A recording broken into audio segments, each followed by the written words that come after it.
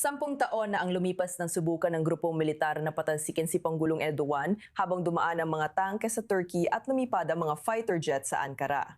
Mahigit 250 kataong napatay bago bumagsak ang kudeta. Sinisi ng Ankara ang network ni Clerigong Fethullah Gulen na nakabase sa US na itinanggi ang anumang kaugnayan.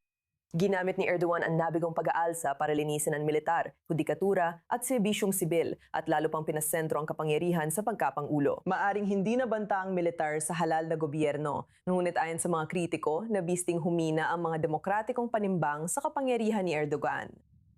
Kasama natin ngayon si Sinan Gidi, Senior Fellow para sa Turkey sa Foundation for Defense of Democracies para talakayin ito. Sinan, salamat sa pagsama sa I24 News English ngayon. Sinabi ni Erdogan na iniligtas ng Hulyo 15 ang demokrasya ng Turkey. Pero kung titingnan ng mga sumunod na nangyari sa nakalipas ng 10 taon, ito ba talagang laging sandali kung kailan mas lalo niyang nakonsentra ang kapangyarihan sa sarili niyang mga kamay?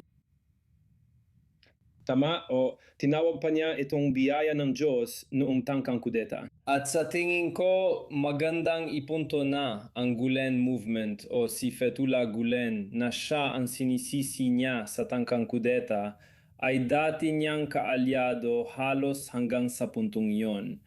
Sa tingin ko, ginamit niya ang kudeta para lalong patahimikin ang mga kritiko at hindi sang-ayon sa kanya. At ang mahalagang ipunto ay ginamit din niya ang pagkakataon ng kudeta para palalain ang naratibo ng matinding anti-Amerikanismo. Dahil bukod kay Fethullah Gulen na siya niyang sinisisi sa kudeta, sinisi rin niya ang Estados Unidos, sinasabing kasabwat sila. Sa Turkish media, broadcast at print, pati nito mga nakaraang araw at buwan, pinalalakas pa nila ang naratibo. Pero kahit si Gulen ay posibleng responsabele sa kudeta, walang inilabas na ebidensya ang gobyerno at dati rin siyang malapit na kaalyado ni Erdogan. Kasama si Gulen, mahigit isang dekada ring sinira ni Erdogan ang mga demokratikong tradisyon at estruktura ng pamahalaan ng Turkey. Nang maghiwalay sina Gulen at Erdogan, naglaban talaga sila. Sinubukan ni Gulen na pabagsakin si Erdogan sa pamamagitan ng kudeta, pero si Erdogan ang nagwagi. Binangging mo ang matinding pahayag ni Erdogan na tinawag ang kudeta bilang biyaya mula sa Diyos. Ayon sa ilang analyst, posibleng sangkot siya upang bigyang katwiran ang sumunod na political at military purge. May ebidensya bang sumusuporta dito? Ibig kong sabihin, wala pa akong nakikitang ebidensya dahil, tingnan mo, dahil ang gobyerno ang lumabas na panalo sa kudeta, ayaw nilang ilantad ang kanilang mga baho. Pagdating sa lawak ng, alam mo, may mga teoryang kumakalat na si Erdogan daw ay alam ang tangkang kudeta at hinayaan itong mangyari. O baka siya talaga ang nakinabang dito, kaya posibleng siya rin ang may gawa nito. Wala pa akong konkretong ebidensya dyan, pero malinaw na nakinabang si Erdogan. Noong panahong iyon, parehong mga leader ng Europa at ng Estados Unidos, sa madaling salita, sinabi kay Erdogan, tingnan mo, maaari mong gamitin ito bilang pagkakataon para palakasin at pagtibayin pa ang iyong mga demokratikong pamantayan. Gamitin mo itong pagkakataon para buuin muli ang demokrasya ng Turkey. Inarget ni Erdogan ang mga kritiko at mga disidente at sa halip ay isinentro ang kapangyarihan sa pagkapangulo. Alam mo, ang lawak ng pananagutan na ipinataw niya sa mga gumawa ng kudeta para sa kaguluhang ito ay maaaring pagtalunan. Hindi natin alam kung hanggang saan, alam mo, kung paano nahalo ang mga inosente sa mga may sala.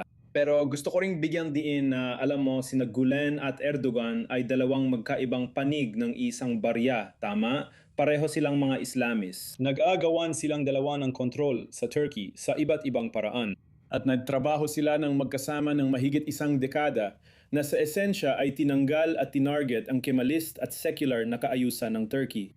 Pero nang nagkaiba sila ng opinyon sa pamamahala at kung saan dapat patungo ang Turkey, naglabanan sila sa isa't isa. Nagkataon lang na naging matagumpay si Erdogan at nagawa niyang isantabi ang kilusang Gulen sa ilang antas. Pero ngayon, ang bansad na kasabwat ng FETÖ o terorista gaya ng tawag ni Erdogan na iniuugnay sa kilusang Gulen ay madalas na ginagamit na termino para sa bawat kritiko at tumututol. Madali itong paraan para lagyan ng tatak at habulin ang mga kaaway ni Erdogan. Ano na ang nangyari sa mga Gulenista sa nakaraang 10 taon? Buhay pa ba ang kilusan sa anumang anyo sa loob ng Turkey? Magandang tanong. Si Fethullah Gulen ay namatay sa Amerika ilang taon na ang nakalipas. Sa tingin ko, medyo magulo na ang kilusan ngayon. Hindi ako ganap na sigurado dahil napakalihim at sarado ng kilusang ito pagdating sa kung paano nila ginagawa ang kanilang mga pang-araw-araw na gawain. Ang organisasyon based sa nakikita natin pagdating sa mga galamay nito sa ibang bansa sa labas ng Turkey ay buhay na buhay pa rin. Nakikita ko ang grupo nila sa Washington na nag-organize ng event. Medyo mas mahinhin sila sa kanilang paraan. Sa loob ng Turkey, naniniwala akong matindi talaga ang pagsupil sa kanila. Pero isa itong malaking internasyonal na organisasyon. At hanggang saan abot si Erdogan sa pagtugis sa kanila? At kung magpapatuloy siya, kailangan pa nating abangan. Pero sa tingin ko, sa ngayon, hindi na talaga iniintindi ni Erdogan ang pananagutin ang kilusang ito. Isa itong kapaki-pakinabang na kasangkapan para siraan ang mga kritiko ng pamahalaan ni Erdogan at sirain ang kanilang reputasyon gamit ang bansag na Fethullah Gulen terorista o FETÖ ayon sa Turkish na daglat. Sa bagay na yon, naging matagumpay siya. Dr. Sinan Giri, magandang makasama ka namin para talakayin ito 10 taon matapos ang tangkang kudeta na ito dito sa I-24 News English.